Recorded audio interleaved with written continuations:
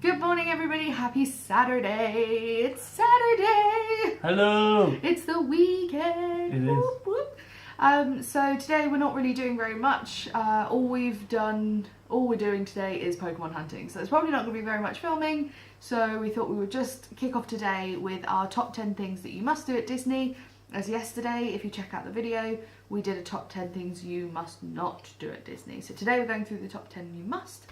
Oh, but first, what shirt are you wearing today? I am wearing Everything Looks Better in 2 Dimension, and it's Mickey's hand. Which is really cute.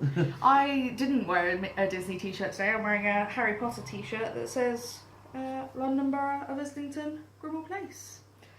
And if you don't know what that means in relation to Harry Potter, then get off my video. No, I'm joking. Instead. So let's get straight into it. We will start with our top tip number 10.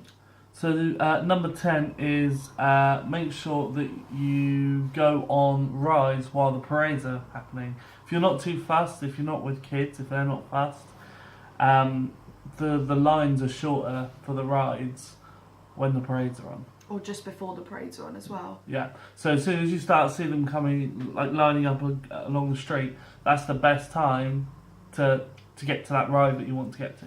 Yeah, so that links us actually into number 9 quite easily, which is if you do want to see the parade, if there are 2 showings of that parade, always try and go to the later one. It tends to be a lot less busy because people saw it earlier in the day. So our basically top two tips there when it comes to parades is go on rides during the first showing and then watch the parade on the second. Number 8 is make sure that you rest and make sure you have a rest. That doesn't necessarily mean rest days, but rest throughout the day. So make sure you take a break, have a sit down, especially during the hottest part of the day is a good idea. If you can go back to your hotel, great. If not, just make sure that you take a bit of a rest at some point during the day. You can't be walking around for 15 hours. So our tip number 7 is to make sure you try out all of the transportation modes. We like to make sure if you go to Magic Kingdom twice that you go on the monorail one day. Monorail! Did you just Simpsons? Make sure you go on the monorail one day and make sure you go on the boat one day. Take the buses, try one of the other smaller boats. It's really, really good that they have so many different types of transportation, so try and make sure you use all of them. I love the boat. It's a different experience every time. If you want to get somewhere quick, you've got the monorail. If you want to take a nice scenic route, take the boat. Number 6 is make sure you take your phone cables, extra batteries, etc, etc. There are points around the park that you can charge, and remember you're out there for so long you're not going to get a chance to charge, so taking an external battery is always helpful. And that link into a tip later and you'll see why. Number 5 is to always set up a meeting point, especially if you have children. Always make sure that you have a nice easy point that you can get to. The kids all know where it is, and even if it's just 2 of you, I could have easily got lost from Aaron multiple times, especially if you're not interested in going on the same rides all of the time. It's really good to have a meeting point. So we usually had a meeting point set up if I was going on a ride that Aaron wasn't, but we also had a general one. So especially if it's the Magic Kingdom or something, maybe, say if you get lost to your kids, meet at the front of the castle and then they can ask the cast member to help them get back to the front of the castle quite easily, or they should be able to see it from where they are. So tip number 4 is to make sure you pre-plan, but obviously don't pre-plan too much. You don't want to plan every single step that you want to take in, but do try and have a bit of a plan, maybe the rough park, what way round you want to go if you can, and things like that. So that way you can book in your fast passes to make it normal according to the route that you'd like to take. In addition to that, obviously, with the fast pass system, once you've used your first 3 fast passes, you can book a 4th. So make sure that you book your fast passes for as early in the day as possible, because then you can book another fast pass for later in the day for what's available. So pre-planning, especially if you're staying on Disney property, you can book your fast passes really early and you can get the good slots with the good rides, and then make your day planned a little bit better so you try and see as much in. But don't plan everything. If you plan absolutely everything in your day, you won't get it done, and people will be groggy if they want to do something else and you're like, no, we can't do that, we must do this. It's not going to be fun. So make sure you have a bit of a plan, but don't overkill. In addition to that, make sure you use the crowd calculators, as we mentioned in our last video, to try and plan what parks you're going to go to on what days, to try and help you make sure that you go to the least busiest park you can. Number 3 is make sure you take a bag with the essentials. Things like hand cream, hand sanitizer, water, or like a bottle. Obviously, we spoke about that in the last video. Yeah, also camera equipment. If you're taking a tripod, it must fit inside your backpack. But they don't allow selfie sticks, so don't take a selfie stick with you. Don't do that. There's loads of things. We'll actually probably do a what's in my Disney bag video coming up at some point over the next few weeks, so make sure you stick around for that. Leave us a comment if you'd like to see that, and if you do, we will do that as soon as possible. It's really good to make sure you have a good, strong backpack because you will be carrying it around all day. And some people like to wing it and not take anything, but I just find that it's better to have things than go, oh, I'm going to have to pay for this, I'm going to have to pay for that, because you don't have it with you. Take a toothbrush because of all the sugar that you'll be eating. Yeah, that's a good idea. Number 2 is drink lots of water. I'm terrible for this because I don't generally drink enough water anyway.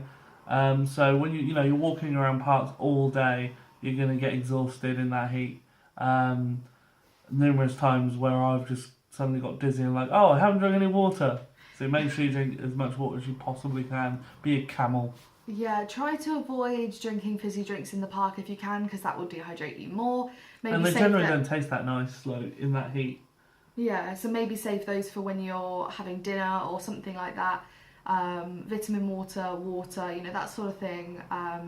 Even squash. I mean, in America they don't have squash, but now in England, if you are a sort of person that doesn't really like water, you can get those little Robinsons, little bottles where it's really, ones as well. Yeah, really strongly diluted that you could take with you. Just leave that in the bottom of your bag. I took about 6 out with me because I don't really like water, and I prefer squash, so we took a load of those out. You'll struggle to buy squash anywhere in America, possibly Walmart if you're off site, but it doesn't exist in America. That's why. Probably Epcot, which would be stupidly expensive. Yeah, it's like £5 for a Mars bar. Isn't it? And our top tip for you is to make sure you use the My Disney Experience app.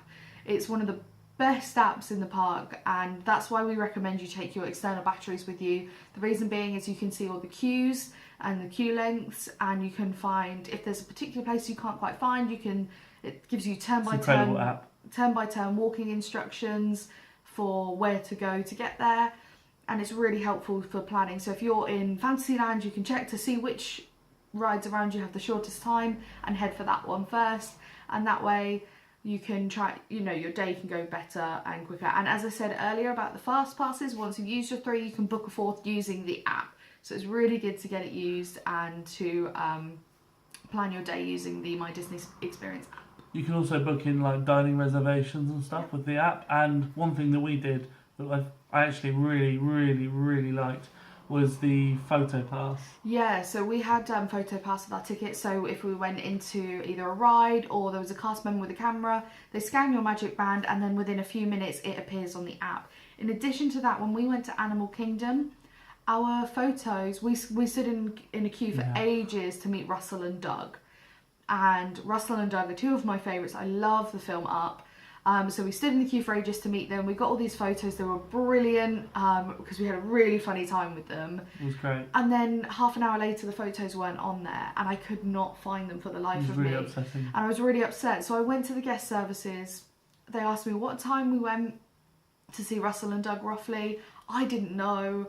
I took a rough guess. I gave them sort of a 2-hour window that it could have been, and she looked through every single photo that was taken with Russell and Doug at that time, and we found the photos. She pressed a button and there they were on my app. It's amazing. It was fantastic. So if you do realise that there's any missing, make sure you have a look. But otherwise, head over to your My Disney Experience app and you should see all the photos that you've taken, and when you get off your ride, scan your magic band and they'll appear on there for you. So those are our top 10 tips of things you must do at Disney when you're there.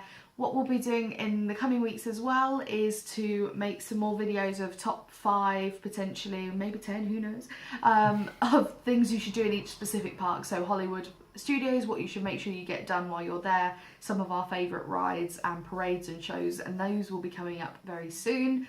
And also for Universal as well, we'll be doing stuff for Universal. And a lot of these can be transferred to Universal as well though. So absolutely. So yeah, leave us a comment down below if you like any of our tips, or if you have any more tips that we didn't mention that you think are really important. That'd be great. And we will see you tomorrow.